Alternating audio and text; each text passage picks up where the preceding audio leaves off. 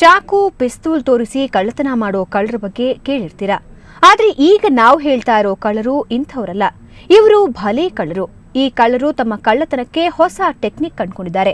ಈ ಟೆಕ್ನಿಕ್ ಬಳಸಿ ಬಸ್ಸಿನ ಸ್ಲೀಪರ್ ಕೋಚ್ನಲ್ಲಿ ಪ್ರಯಾಣಿಸೋರ ಹಣ, ಒಡವೆಗಳನ್ನ ಸುಲಭವಾಗಿ ದೋಚಿ ಎಸ್ಕೇಪ್ ಆಗ್ತಿದ್ದಾರೆ.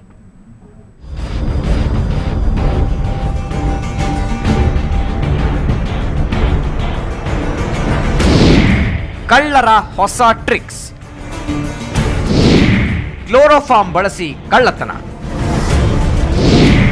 ಪ್ರಯಾಣಿಕರೇ ಇವರ ಟಾರ್ಗೆಟ್. ಎಸ್, ವೈದ್ಯರು ಚಿಕಿತ್ಸೆಗೆ ಬಳಸೋ ಕ್ಲೋರೋಫಾರ್ಮ್ ಅನ್ನ ಕಳ್ಳರು ಈಗ ಕಳ್ಳತನಕ್ಕೆ ಬಳಸಿಕೊಳ್ತಾ ಇದ್ದಾರೆ.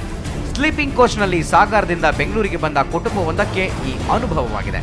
ಸೀಬರ್ಡ್ ಅನ್ನೋ ಐಷಾರಾಮಿ ಬಸ್ಸಿನಲ್ಲಿ ಪ್ರಶಾಂತ್ ಪತ್ನಿ ಹಾಗೂ ಮಗನ ಜೊತೆ ಸ್ಲೀಪರ್ ಕೋಚ್ನಲ್ಲಿ ಪ್ರಯಾಣಿಸ್ತಾ ಇದ್ರು.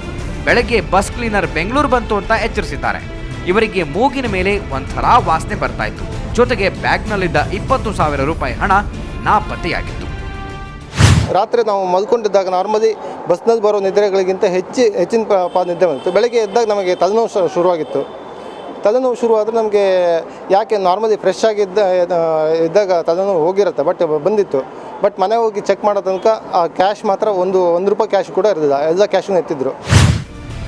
ಹಣ ನಾಪತ್ತೆಯಾದ ಬಗ್ಗೆ ಪ್ರಶಾಂತ್ ಉಪ್ಪಾರಪೇಟೆ ಪೊಲೀಸ್ ಠಾಣೆಗೆ ದೂರು ನೀಡಿದ್ದಾರೆ. ಇದೇ ರೀತಿ ಅನುಭವವಾಗಿ ಹಣ, ಆಭರಣ ಕಳೆದುಕೊಳ್ಳೋರು ಸಾಕಷ್ಟು ಜನರಿದ್ದಾರೆ.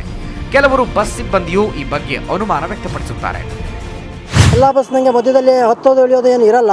ಒಂದು ಸಲ ಎಲ್ಲಿ ಸ್ಟಾಪ್ ಕೊಡ್ತಾರೆ, ಅಲ್ಲಿ ಯಾರು ಬರ್ತಾರೆ, ಅನ್ನೋನ್ ಪರ್ಸನ್ ಯಾರು ಬರ್ತಾರೆ, ಅದ್ರ ಬಗ್ಗೆ ಅವ್ರು ಸ್ವಲ್ಪ ಗಮನ ಹರಿಸಬೇಕು. ಈ ರೀತಿಯಾಗಿ ದುಡ್ಡು ಹೋಯ್ತು, ನಾಳೆ ಬಂಗಾರ ಹೋಯ್ತು ಅಂದರೆ ತುಂಬ ಕಷ್ಟ ಆಗುತ್ತೆ. ಪ್ರಯಾಣಿಕರು ಯಾವ ಧೈರ್ಯದ ಮೇಲೆ ಅವರು ಪ್ರಯಾಣ ಮಾಡಬೇಕು. ನಾವು ಸುರಕ್ಷತೆಗಾಗಿ ಈ ಥರ ಸ್ಲೀಪಿಂಗ್ ಕೋಚ್ ಬಸ್ಸು ಸೇಫ್ಟಿ ಇರುತ್ತೆ ಅಂತ ನಾವು ಹೋಗ್ತೀವಿ.